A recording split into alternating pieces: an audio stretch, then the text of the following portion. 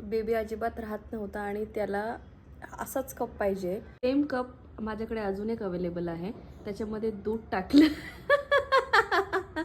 आणि तो बघा किती उत्साहाने पितोय.